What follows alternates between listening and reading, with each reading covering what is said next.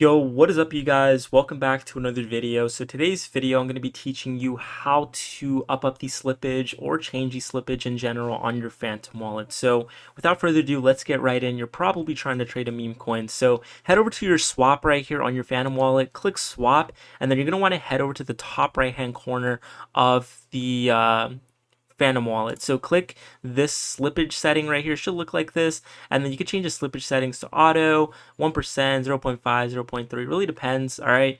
If you want just auto slippage settings, this will automatically give you the best and lowest slippage for a successful swap. So if you're looking to get into a meme coin, that'll be ideal.